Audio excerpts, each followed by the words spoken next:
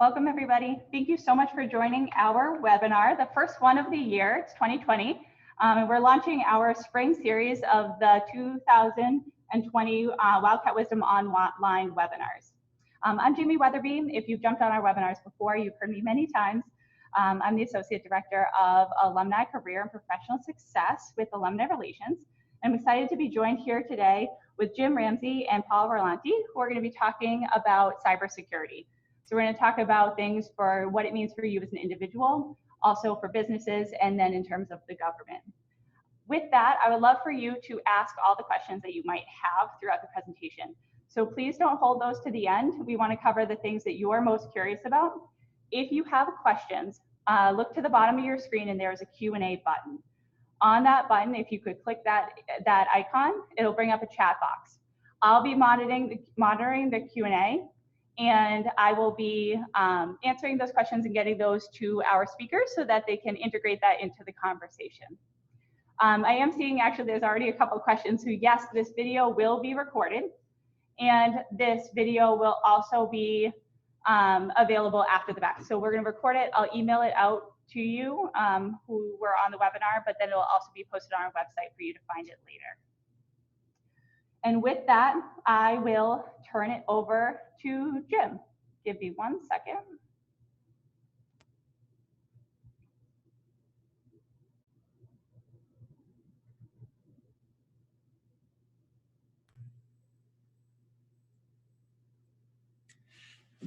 Good afternoon, everyone. My name is Jim Ramsay. I'm a professor of security studies here at the University of New Hampshire.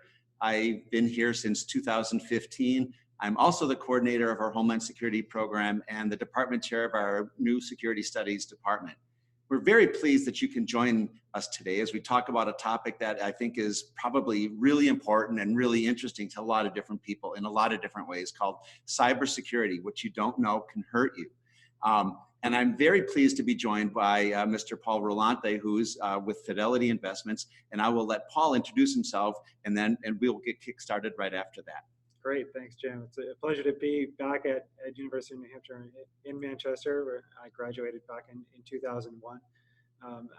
I have spent 28 years in IT, information technology work, primarily in the financial services sector, and the last 15 years working in information security, or cybersecurity as it's now morphed into, in various roles. And it's great. It's a very exciting area to be in. There's many things to learn. It's like from everything looking at risk management, asset management, trying to understand where your risks are, looking at how people get access to the systems, which is known as identity and access management. I've spent some time working in assessment and testing. So how are we looking at our applications that we're building? How are we testing them to make sure that they're compliant? Also, our infrastructure that we have in place. So everything from your desktop to this middleware to the servers. It's all very important to understand. And then also security operations. So when something actually does happen, how do we respond? How do we manage that? So I've had the opportunity to work in multiple domains in these areas. I've supported multiple business units at Fidelity Investments, both domestically as well as internationally, which adds its own flavor, especially with regulations. I'm sure we'll be talking about that throughout the course of it. So it's been a great experience within the last 15 years or so. Previous to that, like I said, I spent a few years in other parts of information technology, doing crisis management, incident problem management, and then at home, I'm married to my wife Sarah. We've got 6 children, ranging from preschool to high school. So quite a busy atmosphere, and trying to work through various programs with them, including scouting, and I'm personally a triathlete, so a lot of activities going on. And I'm sure that there's not just a few cybersecurity concerns with None being whatsoever. a parent in today's age as well. Yeah, so. it is amazing when you look at how these digital natives, I mean, these people are coming up with, it's like in technology. The definition is really, you've been from the time that you were conceived, and the ultrasound picture was made, it's like, somebody took a picture of that and scanned it, and it's like you had a digital presence from that point. You weren't even born yet. Absolutely. So it's amazing. That's amazing. And that's a really good point. And one of the things I wanted to do at the start for our audience is just to kind of lay the groundwork a little bit about the context in which this is a concern. Of course, one can imagine how this is a national security concern, but it's also a concern for sort of activities of daily living and the social fabric as we've knit life together in the United States and in the developed world all around planet Earth. For instance, if you consider that one of the reasons we develop technology is to kind of have a response, a systematic response to the complexities of life. I remember, my wife insisting on me getting a Palm or an iPhone because my to-do lists were too big. And so to help simplify my schedule, I developed this smart device. And I remember just totally resisting the early iPhones that said, oh, you have to mandatorily buy this $30 a month data package. I'm like, why would I need that? And the store clerk said, well, because you can do email on your phone. And I'm like, I do email at home. I do email at work. I do email all night long. When would I want it? And I'll be darned if I don't sit in a stop sign now and say, oh, I just got a text. Maybe I should answer this email. I have 17 seconds, And so it becomes part of us. So technology is a response to the complexities in life. The challenge that technology brings, though, is that it produces capabilities in society that we didn't really have before. So while complexity may drive the need for technology, technology then provides the ability to create networks. In fact, we have things called the social network that include social networking devices and media platforms, as Zuckerberg would call Facebook, to avoid being called an advertising company. He's a platform.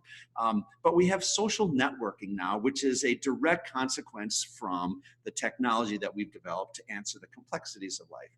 The challenge with networks is that they breed wicked problems. And wicked problems, without getting too technical, are problems that are not easy to solve. They don't have normal solutions. A jet engine is complicated, but people know what a jet engine is and how it should perform and how you should make one.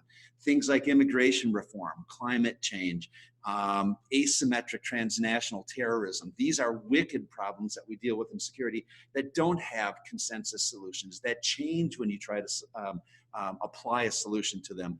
And so we have social networks that develop wicked problems, and cybersecurity is a direct fallout in society of a wicked problem based on the connectivities that we have. So while we've developed these things in life that are technical to create comfort and simplicity, that convenience has created great vulnerabilities. So convenience directly produces vulnerabilities. Hence, cyber is, as we say, cybersecurity or cyber, it's something that we would like to talk about today. And so, Paul, I'd like to start with that as a backdrop and just say, when I say cybersecurity, what are the things that most concern you before we get started today? So what is your first reaction to like cybersecurity? You might be thinking what? So I immediately think of data. We are opening ourselves up to just providing as much data as we can for convenience. Yeah. But because we go to the grocery stores and we scan our membership card. They immediately know exactly what we're buying, and you all of a sudden start getting emails or print material with coupons for the items that you're buying. If you go to the gas station, you're earning points, you're getting money back, but it's like they know how far you're driving, where you're driving to, and it's like where you most often going to be shopping at.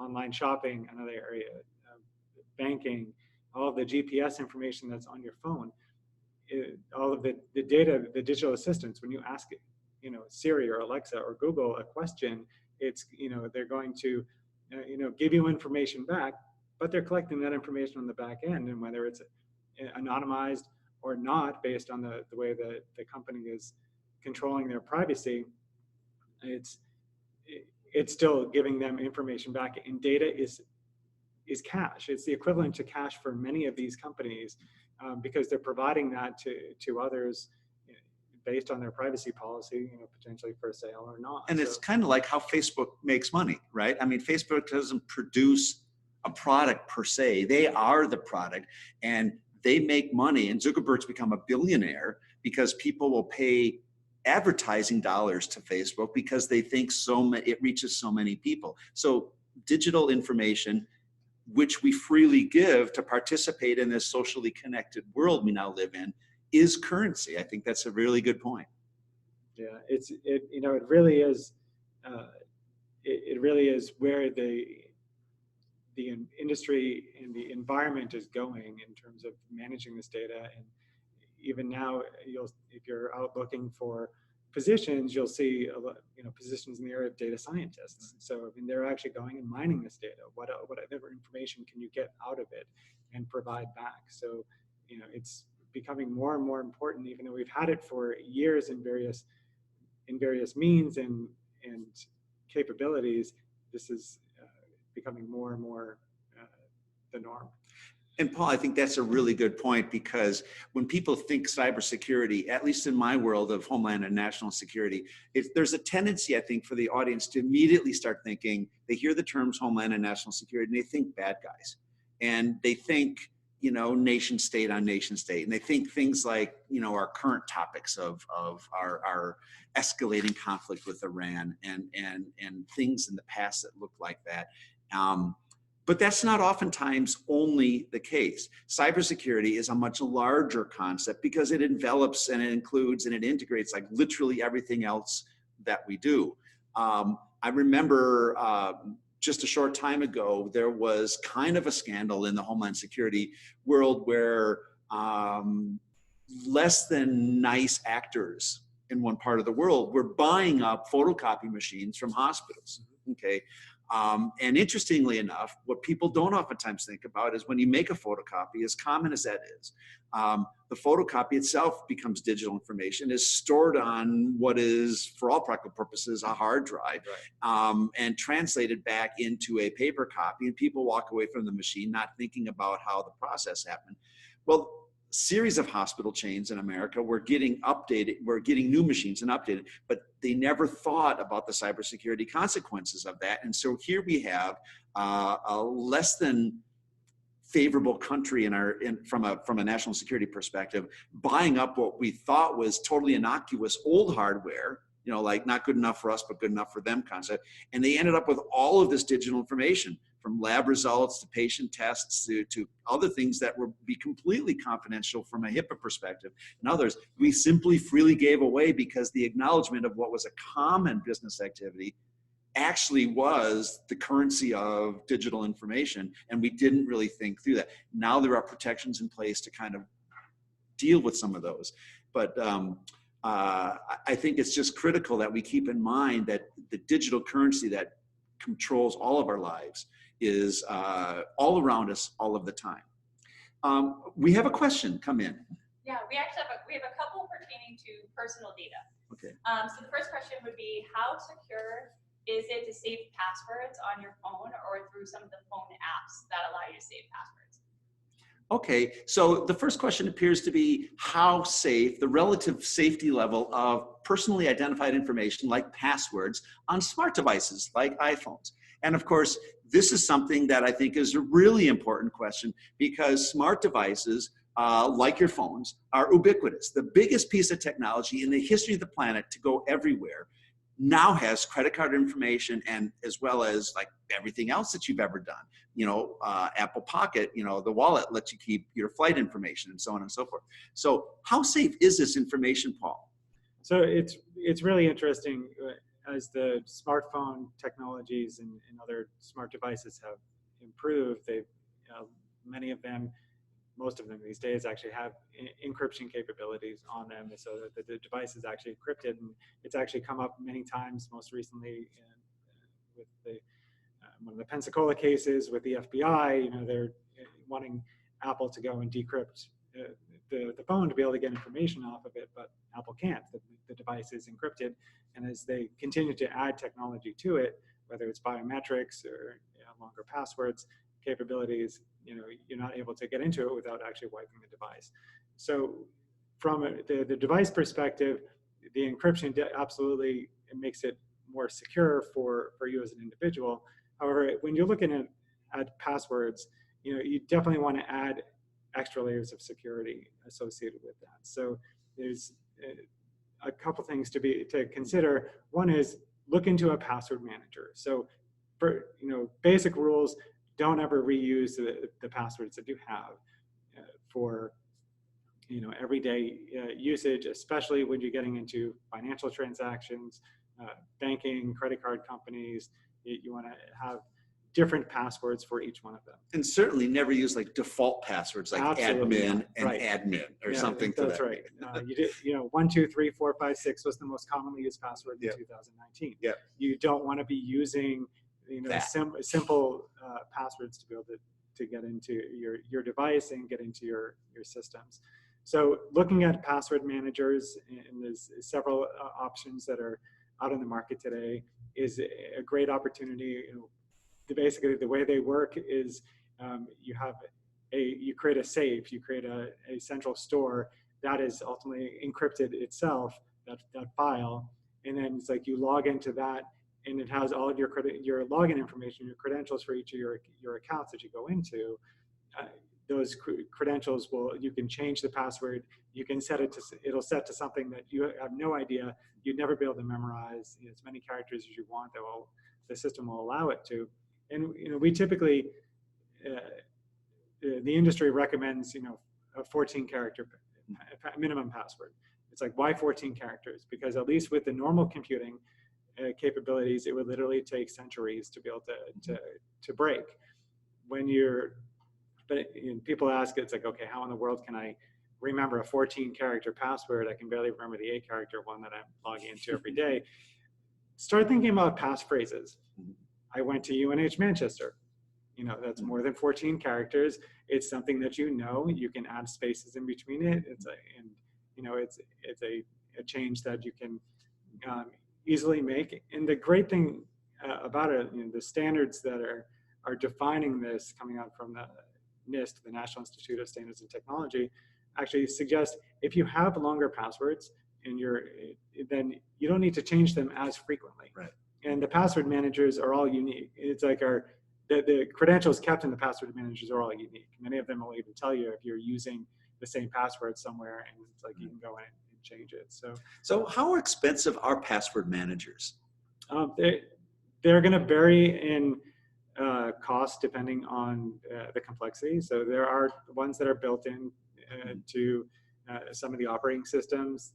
Those are free. It's like, but they're also somebody is maintaining that. If you're going to be going and paying for them, you could pay up to the area for a personal account, $60 or so. $60 for making sure that all of your life savings is protected. Because I think we're all sensitive to the concept of fear, and fear-based politics runs a lot of how our current politicians do business. Vote for me so that you can avoid this. And so you see these commercials for LifeLock and other companies that protect personally identified information. And pretty soon it's that plus this plus the other thing. And you've got 3 or 4 monthly payments now. Right. And how safe do we want to actually be with this? So this is not our intention to actually scare people into going out and buying products. Absolutely not. But you want to be judicious with how you do things as well. And good, strong passwords, I think, are essential. But also the other side of the coin here is that smart devices that are commercially available, Google phones, Apple phones, Samsung phones, the whole Android market. Those companies know that this personally identified information is key to their product's survivability, because the device is key to our need to function with the convenience, and convenience brings vulnerability, as we talked about earlier. So information you have on your smart devices is pretty secure. If you remember the San Bernardino bombing, the FBI was very keen to look at the perpetrators' phones to see if they could get other connections and build this web of connectivity with other nefarious actors that might be out there. And they ran into a loggerhead with Apple. Apple's like, we encrypt it and we don't know how to unencrypt it. That's the whole point of protecting it. So, and that's why if you try it incorrectly for 5 or 10 times, whatever the algorithm suggests, the phone will, like Mission Impossible, literally evaporate and into a pile of smoke, and you won't be able to get anything out. And so they do this so that you can have a certain comfort level. So your information, you should feel like it's pretty secure, but because car insurance, health, your work, and you know, Netflix and Hulu, everybody's got a password. Password managers are a really good idea. It allows you to keep strong passwords that you don't have to memorize. Right. And you should never keep them all in an Excel file on your laptop called passwords or important numbers. Right. You know, that's probably another safety tip, right? Absolutely. And there are some the open source password managers as well that you can go and download for free. Yeah. And you know, you add the additional level of controls that you need for where the file is stored. Very good. You know, I think we've been hinting at what the concept of cybersecurity is. So I think in the audience, if you have questions, please let us know. But we've been talking a lot about what cyber is and what information and information assurance maybe sort of looks like. That's kind of what cybersecurity is all about at the end of the day. Let's move to our next question. So in terms of cybersecurity, are you thinking about it strictly as cyber attacks, or are you thinking about it also as protecting people's personal information from the government or from, you know, advertising agencies? Wonderful. So the next question seems to be along the lines of when we talk about protecting our information and cybersecurity, are we simply protecting ourselves from state-on-state military action, or are we also wanting to protect ourselves from, say, an intrusive government, advertisers, companies that try to get too much? You know, it's creepy to think that if you're in social media and you click on, I want to go to Jamaica, and the next several advertisements have already figured out that socially engineered concept, and they give me 7 other suggestions for things in the Caribbean, right? So that's kind of an odd thing. I think the answer is multifold. We certainly have information that we need to keep critically safe and separate from our adversaries. We still have adversaries. We have whole nation states like Russia that want to do harm and want to have economic or military dominance over us in the West and the Western way of living. We certainly have advertisers that use the digital information as currency, as you were saying. So we need to kind of protect ourselves from being out there too much. And we probably also have, I want to say legitimately, government concerns where the government might actually want to become a little overzealous and a little bit too intrusive. And maybe we don't want the government to know everything about what we do. After all, we have fought many wars over privacy and the ability to have an open and functional democracy where the government doesn't need to know every click on my websites at home and whatever else. On the other hand, the government has an interest in knowing what its citizens does to protect the nation state. So we've got multiple competing interests, all of which are legitimate. For instance, Apple had a legitimate claim in saying to the FBI, we're not going to crack this for you because all of our customers depend on this being an uncrackable encryption algorithm for your personally identified information. The FBI has an interest in saying, hey, from a national security perspective, we have to know what these Santa Bernardino bombers are up to, who they talked to, what their network was all about. What an odd thing in history for a society to finally have come to.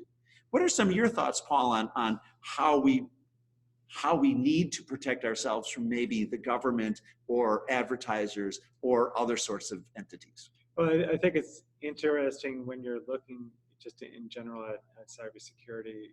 We definitely have the external attackers. You have nation states, you have hacktivists, you have criminals, cyber criminals, and just day-to-day criminals that it's like are trying to leverage whatever they can get to be able to get your personal information or critical business data. You also have the unintentional digital attack, if you will, that might happen even just within, within your own walls. And it's, if you unintentionally send an email out, it's like with data to somebody and you have the wrong distribution list, you have the wrong person on the end. You've then created a privacy issue. It's like you've created, you have a data exfiltration problem that you have to address. You have to sometimes be concerned about the people that are working, within your own business. Do they need access to these particular systems? And do they need access to the data that's associated with it? Is it appropriate for them to do that and be able to manage, manage that access and put the right security controls in place so that people on the inside don't need to see more than they need to in order to be able to do their jobs effectively. So there's definitely the external threat. There's an insider threat that we need to be concerned with as well, both individually in business and government. And would you agree that there's also a learning curve that's going on? I remember I got a letter from my alma mater a couple years ago saying that their library systems had been hacked, and therefore my social security number could have been among those released. My first question was, how in the world does that happen? Why would a library at a major research university ever need to have my social security number for me to have access to and from the library? And it turns out that bad guys, hackers, know that they don't go through the front door of Fort Knox. You go through the lesser protected systems that might in turn be connected to some of that really juicy information. And back in the day, the university just tied name and social security number to like literally everything. There was no need to do that. And I think businesses have gotten smarter about, do we need to collect this information? Because once it's collected, it's there. And if it's there, it's hackable. If it's not there, it's not hackable. So do you think businesses are actually learning in terms of our fear of who's collecting what? We all know that businesses are collecting a ton of information on us. But do you think businesses are being a little more judicious now than maybe they were in the past? It's definitely an area that businesses have learned quite a bit in, and it really comes down to understanding what your assets are, and that's both a physical asset, the microphone sitting on the stand, as well as your digital asset, the recording that's being performed right now. Where it's like, how important is that recording to you? Where are you going to store it? How are you going to manage it? What's the data retention of that information that's stored on it? And, who has access to it? How are we securing it? So businesses should be going through, assessing all of their assets, understanding what the potential risk is associated with those assets, identifying what the loss would be. It's like, if this data got out to the public, would that be a concern or not? And then putting the right security controls in place for those assets themselves. Okay, it sounds a lot like cybersecurity is deeply indebted to or integrated with basic risk management thinking. Absolutely. And so the concept of managing risks, whether it's an insurance company or you're managing your risk of healthcare, and it's always the same thing. What are your strengths? What are your vulnerabilities? How are you incorporating countermeasures to minimize the frequency of the severity of those bad things happening, and then having some sort of downstream surveillance over the degree to which you're being successful at that. So you go to the doctor every year for a physical to keep tabs on your blood markers and other things to say you're being this healthy or you're not making progress on X, Y, and Z. So the risk management concept is very common. And I think it's a good idea to kind of keep that in mind. When we think cybersecurity, as complex it is, it's another really good expression of risk management. I think we have another question coming to us. So in your experience, what do you find hackers are trying to do with that information? Are they trying to use it for financial gain, or are they trying to steal people's identities or something else? Oh, wonderful. The question is in our experience, what do hackers want to necessarily do with the information that they get? Are they trying to steal things from us? Are they trying to leverage things over us? And I think the answer is it kind of depends. It depends on who the hacker is and what information they're seeking. For instance, to leverage a current event, okay, we assassinate a very significant military person in another country. The retaliation is a missile attack on our assets overseas. From a Homeland Security perspective, we can fully anticipate an increase in either distributed denial of service type attacks or hacking attacks or some sort of attack cybernetically, because the Iranians are actually really, really good and proficient at cyber attacking. So they might be going after something completely different than, say, Anonymous or say Wikipedia. Not Wikipedia. Well, the Julian Assange world, where we take a look at trying to get at, WikiLeaks. and get secret information out because the belief is governments should have no secrets, so we want to put those out there. So I think the answer is really, it depends. Nation states want information that narrows the gap of military expertise between them. The Chinese have been attacking us for years to try to narrow the economic gap, how we produce things, how we create economic imperatives in this country that they're trying to keep up with. Hacktivists want other kinds of information. In your experience, Paul, what have you seen illicitly obtained information, digital information? Actually, what is the reason some of that is happening? So I would definitely agree that there's different levels of activity that people are information that they want and why they want it.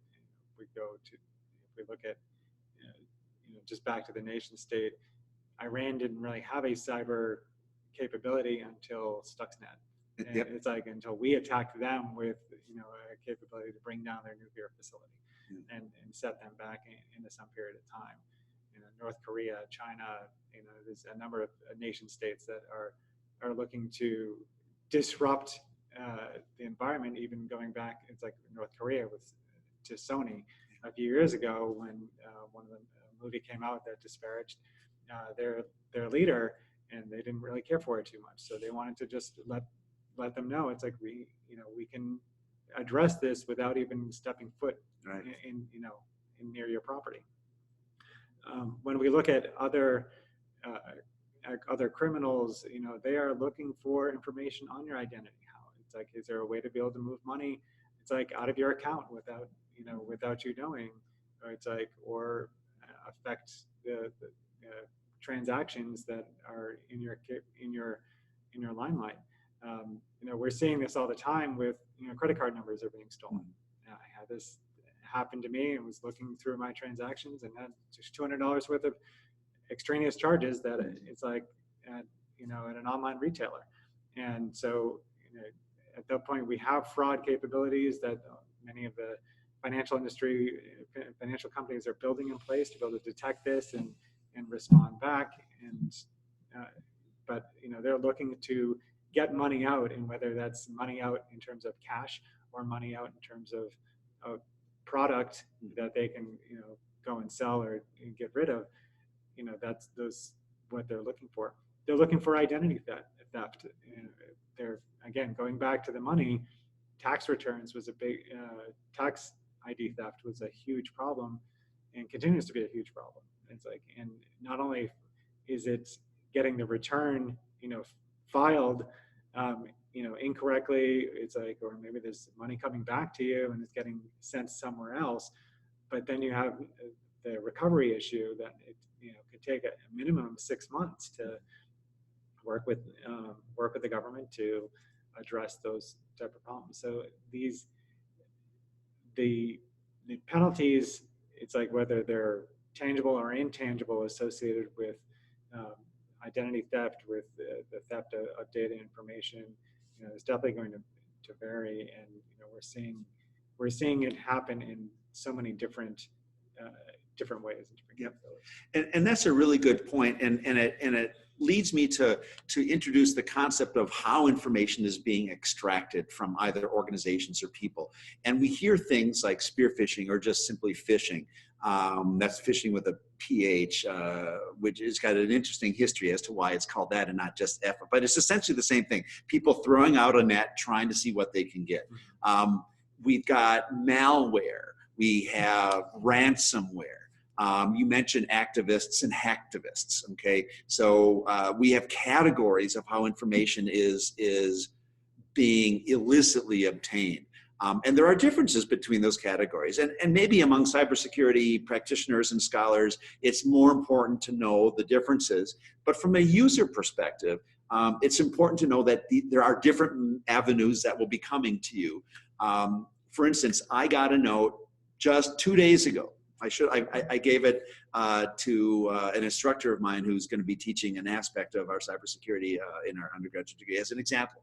It was a phishing attempt. It was a wonderful phishing attempt from PayPal, okay? So I got this email from PayPal, and it looked exactly like it should look, with some interesting differences.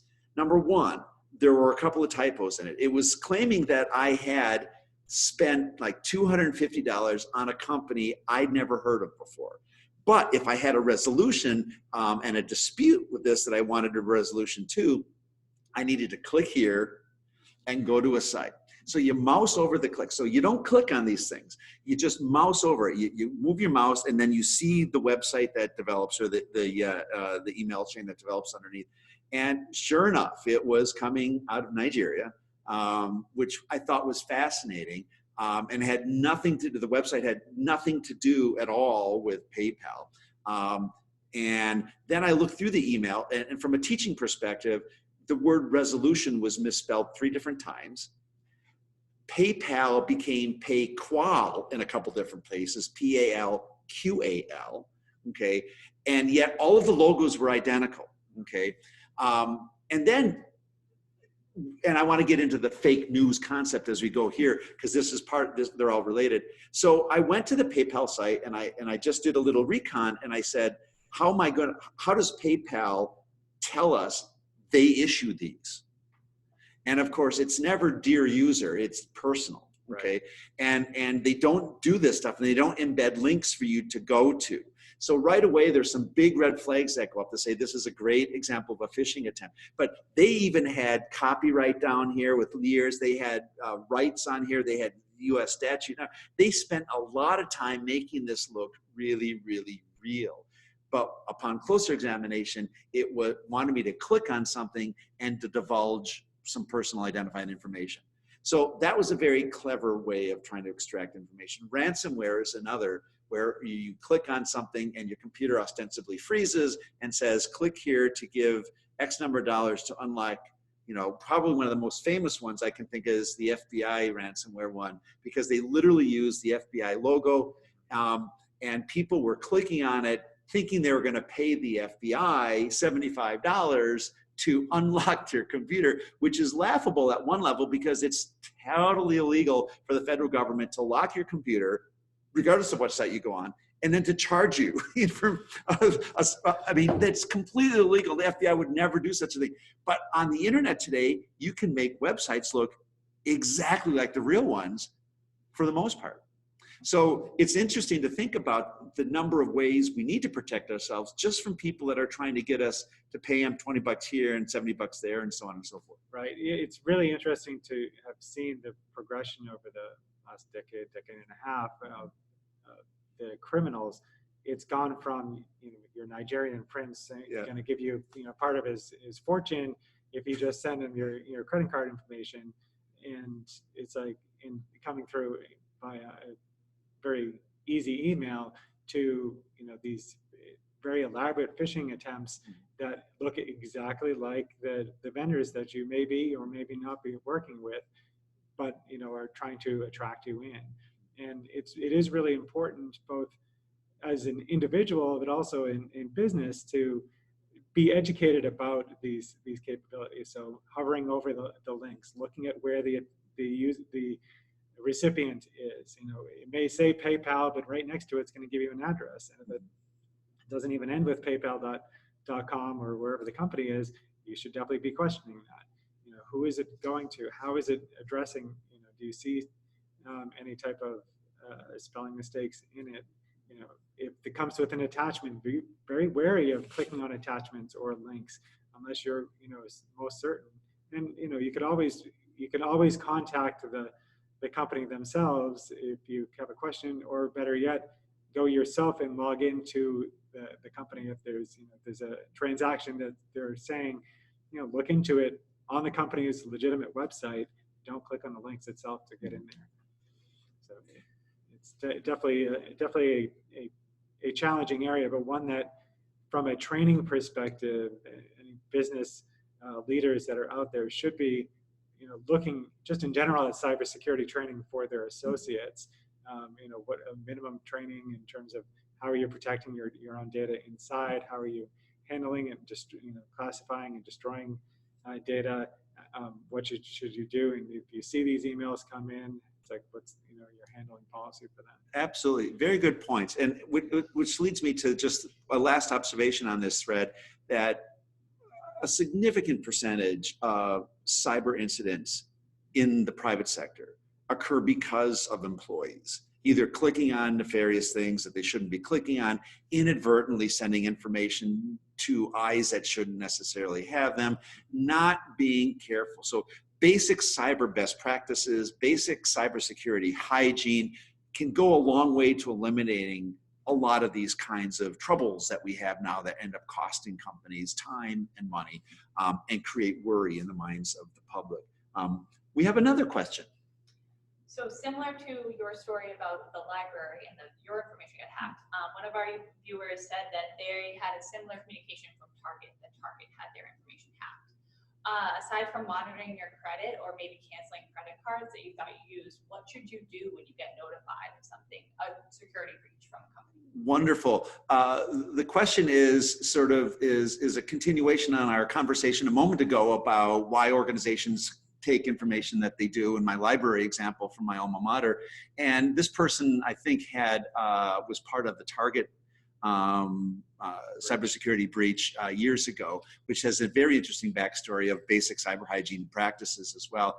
And so the question is, where should we go if you're notified at some point? What should we do? What should we be thinking about if we receive a notification that we've been potentially part of a larger scale hack and we had personally identified information?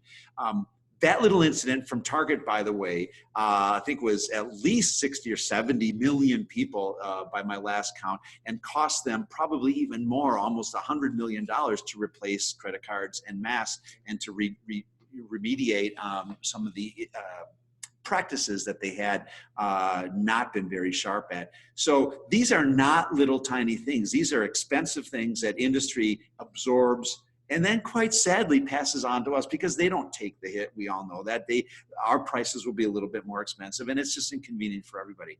So Paul, what's your expert advice on what people should do if you end up receiving a notice that indicates that you could have been part of, because the legalese in these letters is never, you, Paul Rolanti, definitely lost X, Y, and Z. They basically say that you were part of a breach where you may have lost, and there's this almost heightened sense of uncertainty around receiving one of these. What should you do? What should a person do? Yeah, it's a staggering problem. Statistically, since 2005, there have been 10.4 billion records breached in the United States by various companies or government facilities.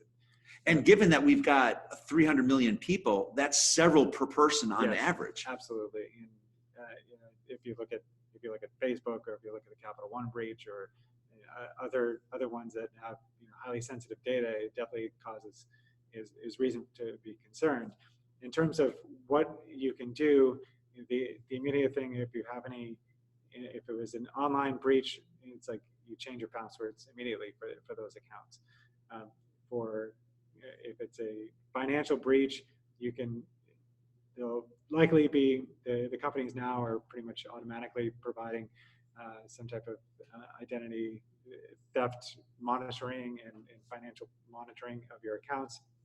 But you can also go in and actually freeze your credit. And there's three agencies, as many of you are probably aware, Experian, TransUnion, and Equifax. You can contact all three of these agencies. It's like either online or via phone, and ask for your credit to be frozen. What essentially that means is there can be no credit reporting pulled from any of these agencies without your express knowledge and agreement to it. And these are free actions that you can take. And they've actually made it easier to be able to log in and turn your credit on and off, or kind of thought, if you will, to be able to, if you're going out and needing to get additional credit for something, to be able to have them pull it from there. But in the meantime, if there were some type of action that were being taken, it's like it would be blocked, and you'd be notified to say, was this really you? If not, we've blocked it, for these particular circumstances.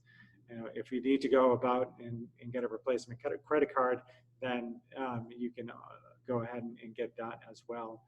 And most of the times the companies will be doing it. And now with capabilities like the new Apple Pay the new Apple credit card through Goldman Sachs. Mm-hmm. You don't even get a credit card number. It's like, I mean, yes, there is one associated with it. Generally, you don't know what it is. And if you were to be breached, you know, it's like, or at any point in time, you can actually get it changed. So, you know, they're definitely, the credit card companies, the financial companies are definitely looking at how can we manage this. Many of the larger ones do have, you know, very good fraud detection capabilities in place, and, you know, we'll notify you. You can also turn on capabilities like two-factor authentication. So when a transaction is being made, especially online, or when you're logging into a particular financial company or any, you know, major company that you're doing a transaction with, you can make sure that it is you by, it's like having not only a password that you enter that you know, but it's something that you have. It's like, so you could have an SMS text sent or an email text or a telephone, you know, have them call your home phone with a code to be able to enter in, you know, to validate that it is you. And so these two-factor authentication or multi-factor authentication is important. You know, on your devices, you have that today. It's like you've got biometrics in place. There's also a passcode associated with it that you're going to have to enter in. So, yeah. So that's excellent advice. I know that we're running up to our about 15 minutes left, but just to kind of recap, I think the first reaction should, and correct me if I miss something, don't panic. Keep your situational awareness and systematically think about what your exposures are. Change your passwords. If you have a password manager, you can kind of do that quite easily and not stress about, oh, yet another password that I have to remember. Contact the institutions and make sure that your credit is where it needs to be and things aren't coming in that shouldn't be coming in. And then be comfortable that most credit card companies, as well as financial institutions, even retail institutions, are very comfortable working with you to sort of protect against fraud. Anything that's fraud and abuse, anything that's suspected to be fraud and abuse, they're going to assume that you are on the correct side and they're going to work with you to protect you. So reaching out and touching those folks, I think, can kind of keep an overall blanket of protection as well as comfort when you get one of these kinds of notifications. So we have another question that's in. This is also back to the passwords that we started with. So Microsoft is advocating for eliminating the periodic changing of passwords. Is that something that you agree with? Interesting. Microsoft is, we talked about securing username credentials, username and password logon credentials to kind of make sure that whatever system you're trying to access thinks it's you. And the question has to do with Microsoft's recent announcement, I guess, that they're thinking about getting rid of passwords altogether. It turns out that there is a literature growing around the futility, if you will, the lack of usefulness around passwords. Yes, things that you want to access have to know that's you, because I've got preference settings, I've got accounts, I've got things that so I mean, those things, those kinds of settings have to be tied to me so that when you log on, the screen goes, you know, pink and beautiful. And when I log on, it goes a much nicer blue and red or whatever the preferences are, right? But what are our feelings? The question asks, what are our feelings around the utility of passwords? I mean, my personal, and then we can go to your expert advice as well. I mean, my experience is I don't have any problem keeping complicated passwords and a way to archive those or put them in a vault. And so I don't mind the password concept. We recently at UNH went to 14-character passwords, which I think is a bit much. We already use two-factor authentication. I think it's a false sense of security that complicates my life because we have a lot of different things that I have to log into and out of like every single day. And to me, I found that frustrating. But I understand, the other part of me is I understand that there are better security filters than a password that are more reliable, whether they're biometric or not. I mean, my iPhone looks and it's asking to do my face scan. That's a pretty hard thing to fake. And Apple uses two-factor authentication with like literally everything. So the Apple phishing attempts out there that say that you need to charge, that Apple wants you to change something that's been charged on your account, click here. First thing they ask you to enter is after you click, enter your social security number, so on and so forth, which is, Apple would never do that kind of thing. But apparently it's successful because they keep getting out there. And right now, my iPhone wants to look at my face. So my feelings are that the private sector is going to drive whether and to what degree we use passwords. I think we just need to keep all these other cyber hygiene activities in play. What are your thoughts on passwords, Paul? So passwords are important. So first, at least in my opinion, so when we're looking at, we talked about a longer password, passphrases are actually easier to remember and harder to crack. So I am actually glad to hear that it's just gone to 14 characters. When you do look at the idea of a passwordless technology, it's knowing who you are, knowing how you would be able to get into a particular system, and ultimately there's going to be some level of credential in the back end, so that the idea of a token being passed and knowing who you are to be able to. So why do you think Microsoft is promoting this? Because we don't disagree on the utility of passwords, but we've also observed that they are not done particularly well. When in 2019, the most common password can be 1, 2, 3, 4, 5, 6. Exactly. There's something very wrong with the distribution of password expertise out there among users writ large. Do you think that's behind that kind of phenomenon is behind Microsoft's recommendation? Well, I think it's greater than Microsoft. I think it's looking at I mentioned the NIST standards are actually going toward longer or less. It's like less passwords to eliminate the need for concern from the users. It's like having it lost or forgetting it.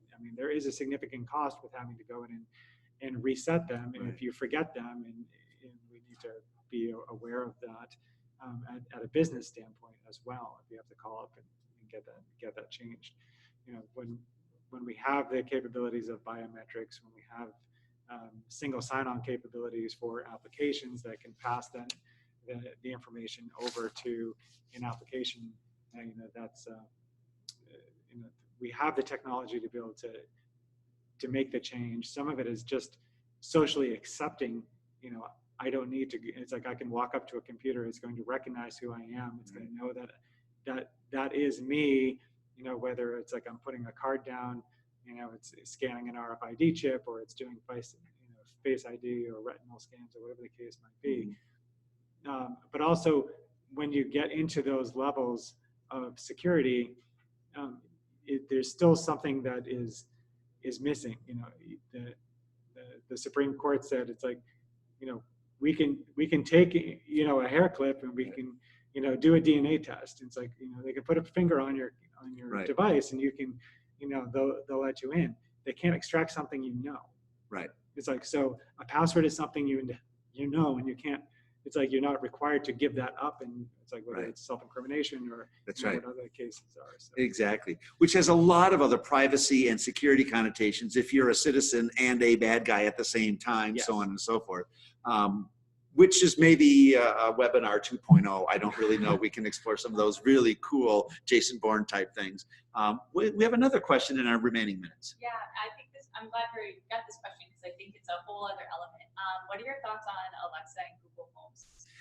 They're listening all the time, so I would love for you to think of it in terms of hackability, but then also from a government advertising perspective of how much of that information is getting filtered out at all times. Great. So the question, I think, is a really good question that we can end on today, because it's a little more involved, and we have a few minutes left on Google and Alexa Home, and like the Alexa Echo and Google, and these devices, again, that make some really convenient aspects of our everyday living that also open up portals to vulnerability.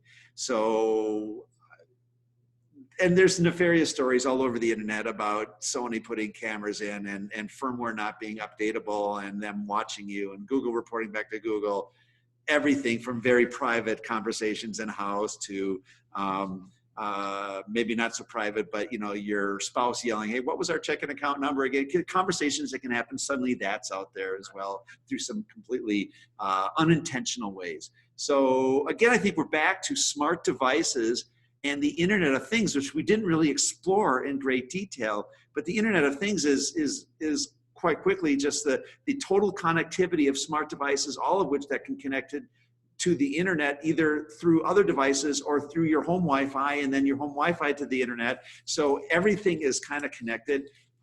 So you can actually drive home and have, you know, the refrigerator do X, Y, and Z, and have Sonos turn on your stereo and whatever, and that's all good.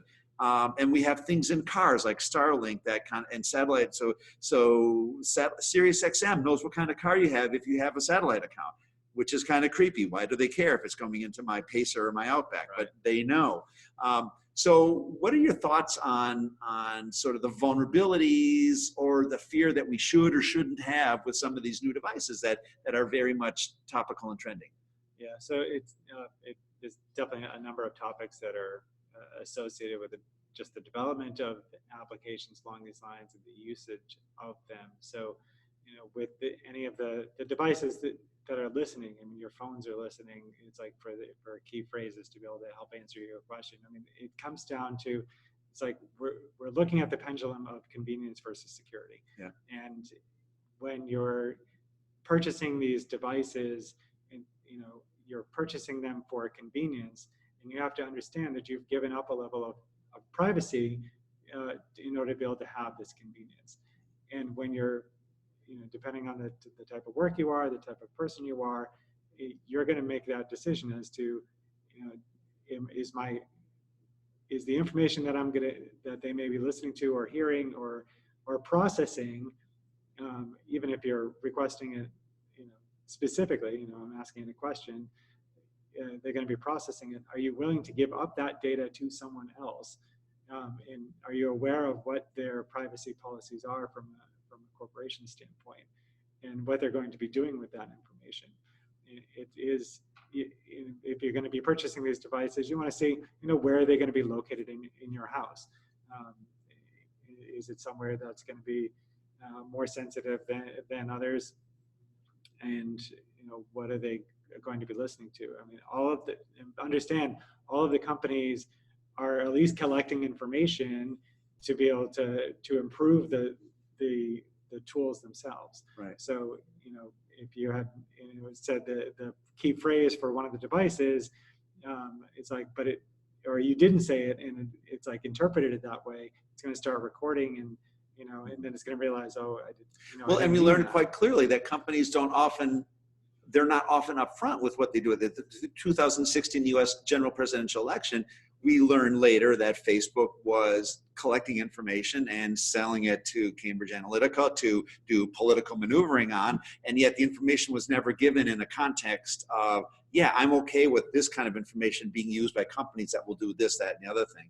I just wanted to get on Facebook and be connected to my social network. Right. So that's an area of evolution in society that I think isn't really well borne out in the law yet, and we're going to have to work on in the future. And it's really kind of neat to be nearly ending our time today we're back to the, as you say, pendulum from convenience to security. And as we laid out at the beginning of today, you know, complexity in life creates technology, and technology creates networks that allow us to do things much more conveniently. And with great convenience comes great vulnerabilities. And when all of those vulnerabilities and conveniences can be digitized, that itself is a currency that can be manipulated for good or for bad. So I think society winds up at a place where the ship is not going back, right? We're going to be moving forward. I can't imagine anyone saying, I want to go back to 1985 technology where I at least have some modicum of air gap around me and my privacy and everything. I mean, I like my smartphone. I like Sirius XM in my car. I get that. And I'm a security professional just like you. I like some of these vulnerabilities. I'm not willing to go backwards into what life was like without some of that. On the other hand, I make certain decisions. I don't need a camera on my television. I don't need to have my home Wi-Fi tell my refrigerator to do certain things. I don't need this kind of stuff either. Those are extra vulnerabilities that I'm choosing to not explore or incorporate. And then basic situational awareness, we talked a lot about today as well, is keeping your mind around where you're exposed and where you're unexposed, and how to keep best practices in the front of you in terms of if you have digital information, if you're accessing social networks, just keep in mind what information you're giving out and realize that that is a cost benefit that's always in your mind. I'm willing to give this information so that I can get other, and if for some people that'll be over here, and some people that balance will be over here. And I think as we move forward as a society, it'll be really important for us to just keep having this kind of level of discourse and this level of comfort with the tech that's running our lives, so that we don't feel like, you know, Skynet is self-aware and suddenly we're fighting this whole robot empire, like as in the Terminator. What are a couple concluding thoughts that you might have for our audience, given all of these topics we've chatted about today? Right. So I'll come back to not being complacent with your data. Yeah. It's like, so it's ultimately your information. How in your lifestyle, how do you want to be able to address and where is that data going to be going? People should be making sure that they're at least up on the basics of what cybersecurity is, because it's affecting them not only as an individual, but as business owners or business associates, and working with that. A lot of, within our homes, a journalist had pointed out, it's like we're becoming essentially chief technology officers in our own home. Right. It's like with the number of devices that are out there. So you need to be aware of what you're installing, what you're adding in, making sure you're changing default passwords and trying to understand a little bit more of the technical details, or at least asking somebody that does know, how do you set this up securely? How do I manage And this? I think it's all good to end on the idea that being good digital citizens is imperative. So be informed and be comfortable. Don't be afraid, but be informed. Digital citizenry is important for the generations moving forward, and the best defense is a good offense. Just be informed, be engaged, and keep your head on. Thank you so much for joining us today. On behalf of Paul Rolanti from Fidelity Investments, Jim Ramsay, Professor of Security Studies, and UNH Advanced, we really appreciate the time you spent with us today, and we hope we helped in some way, shape, or form.